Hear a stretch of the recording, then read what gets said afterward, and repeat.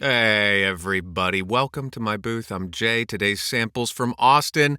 Happy Thursday. This is a pretty fun animation video game character demo. Excited to give it a listen.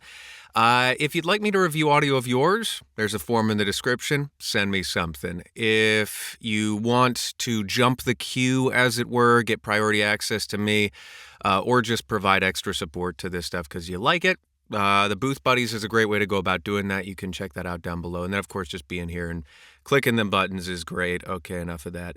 Let's get to it. Take us away, Austin. All these people just look at me like I'm some freak. I'm about to show them what a freak can really do. That town over there, 300 civilians, I hope they're ready, because I'm gonna kill every single one of them. Alright guys, we just made it into the cave. We better be very quiet, because if we're not, we might wake up the dragon. Oh my god, you did it, Fry! We need to leave. Everyone get out of here quickly. There's an exit over there. I need to go down. What do you mean you can't find him? He's roaming around free. I can smell him. I will do the job myself. There you are. What do you think you're doing all the way over there? Well, guess what? This is the wrong side of town for you. Wilson, why? You bastard! Please don't hurt me. I didn't mean to. I messed up. Oh my god. Don't kill me. Oh no. Ah! Oh, what an end. Really solid stuff, Austin. I'm liking a lot of the things that you're already doing here. So to talk through a few of those, obviously you've got pretty good vocal range in terms of the different types of characters that you are willing and able to put forth. So that's really lovely to hear and see. You've chosen really good music to set the vibe. The environments and variety of characters is also really great. So yeah, I'll just talk through my thoughts and hope some of them are helpful, as I always do. So first things first, in terms of the engineering side of things, technical aspects, right now everything's a little on the quiet side.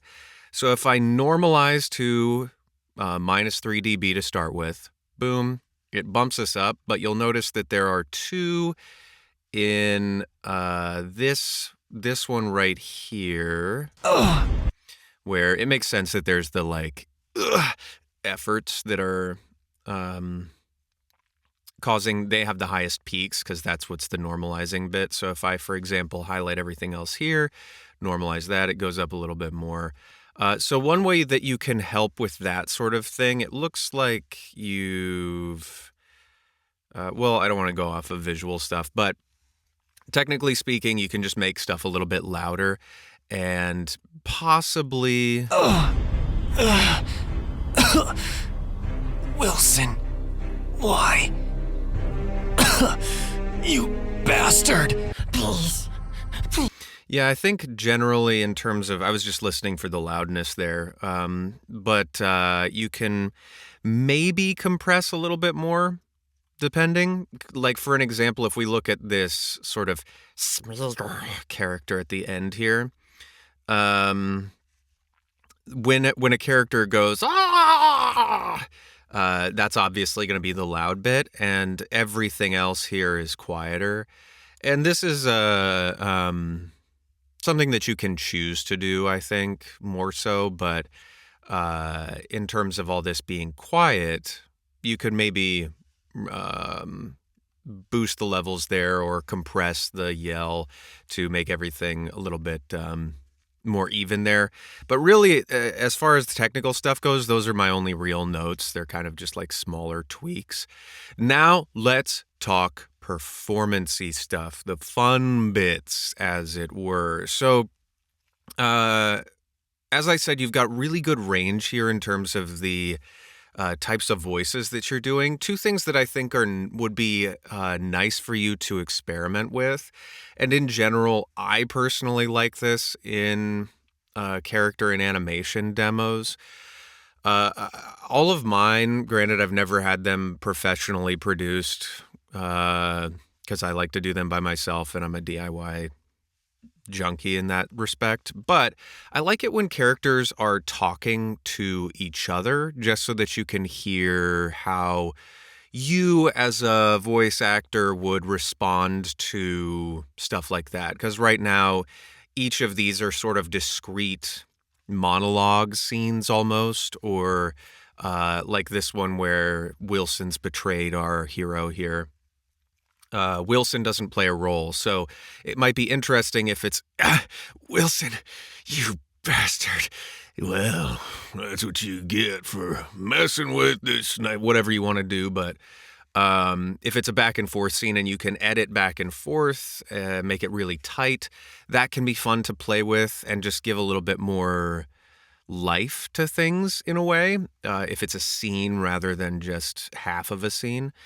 Additionally, this will probably be helped by that exercise in and of itself. But right now, as an example, this first one is pretty heavily expositional, which at face value is okay. There's nothing necessarily inherently wrong with straight up exposition. But if a character spends all their time explaining stuff, there's not... we're sacrificing some of the nuance of performance and emotional depth that can come from what's called subtext. And what subtext means is if, for example, I say, I'm fine, that can hold subtext in a lot of different... it's what's going on in my thoughts and in my heart and in my emotions behind the scenes that can inform how I say something. So if I say I'm fine, but I just got, a cancer diagnosis, I'm fine. Like, something's up there. If I say I just got really great news, on the other hand, like I just got a promotion, but I don't want the other person to know that they didn't get the promotion because it was given to me. Yeah, I'm fine. Something's going on behind the scenes that we don't know what it is, but the character does. And if I spend my time saying like, all those people in that village, all these civilians, we get that the guy's, betrayed and evil at this point. He's gone past a point of no return. But if... I don't know what the solution would be because I don't want to write your script for you, but let's listen to it and see if I can come up with any ideas. All these people just look at me like I'm some freak. I'm about to show them what a freak can really do. That town over there, 300 civilians, I hope they're ready because I'm going to kill every single one of them. So... yeah, I guess it would be like, instead of saying, I really can't think of anything, but if that makes sense, let me know, or if it doesn't make sense, rather, let me know. But I think that there's probably a more embedded and nuanced way to go about that. It reads like, I totally heard you as like Venom from... the Spider-Man universe here for sure. So you're on the right track in terms of that sort of thing, but it'll give us more information from a casting or acting perspective if we have the subtext version of things, I think. Additionally, in terms of I'm using additionally as like a transition word now all the time. I'll try to stop. But in terms of the context of the full demo, it might be nice to switch to characters that have more, what's the word? More like of a textural or tonal difference from each other, because while this second character is very different from the first in terms of who they are, this first guy is like a murderous, wounded person in their heart in some way. The second is like a hobbit thief or something, and yet they have kind of similar vocal textures. So let's listen to the transition. You're ready, because I'm gonna kill every single one of them. All right, guys, we just made it into the cave. So the fact that the first guy is, I'm gonna kill every single. All right, guys, So it's just, you've shifted a little bit more nasally in a way, and that's the functional difference in the two voices. So it might be nice to either have these characters further apart or do a more dramatic shift.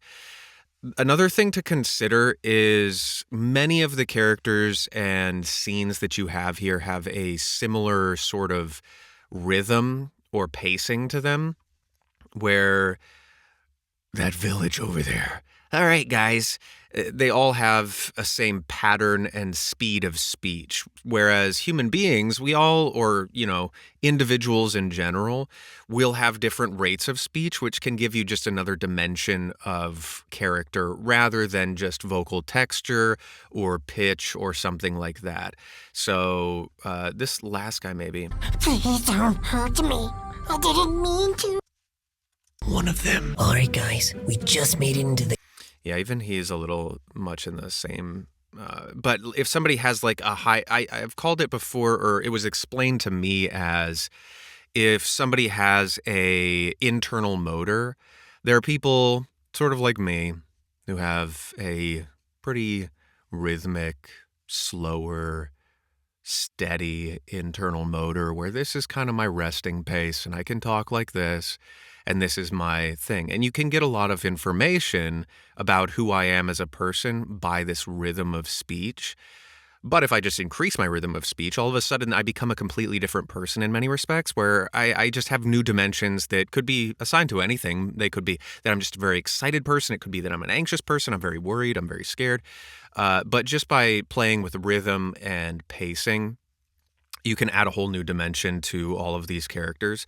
All to say, these first two, because they are texturally very similar, with the exception of the second Hobbit-esque character having a more of a nasally tilt, giving them other dimensions, or as I've said before, sliders to shift around, might be an interesting way to play with things. What else? What do you mean you can't find him? He's roaming around free. I can smell him. Another thing to play with, and this will be my last note just because I could go on about all this stuff forever, but my last note that I'll give you for now is spatially speaking, it's all of the samples here, all of the characters are existing within a similar level of projection, which sounds a little bit like I'm a person. They're in like a small, intimate-ish space in a lot of ways where, for example, this person starting out is maybe in their own head. So that could be and rests in this like really tight space. Whereas this person, the second hobbity person, okay, everybody, we're whispering, but I'm not talking to myself. I'm talking to you. Shh. But understanding like the space around you. If I speak too loudly, does it echo? Is that going to give up the game? Is the dragon going to sniff us out?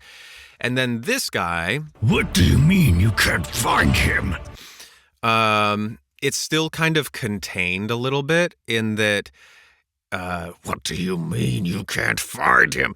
I would love for that to potentially, I'm not saying that this is necessarily the right answer, but if they're in some grand courtroom, what do you mean you can't find him? And it goes out to the courtiers and it echoes and it goes... essentially your projection goes beyond like this distance right here, because many of these characters are in a pretty tight projection-y area, as another place to play with. Anywho, Austin, really, really solid work. Thanks for sharing. Again, anybody else out there, if you want to submit a sample, the form is in the description. I look forward to hearing your samples, and until the next one of these, be well, everybody. And I'll see you there. Toodles.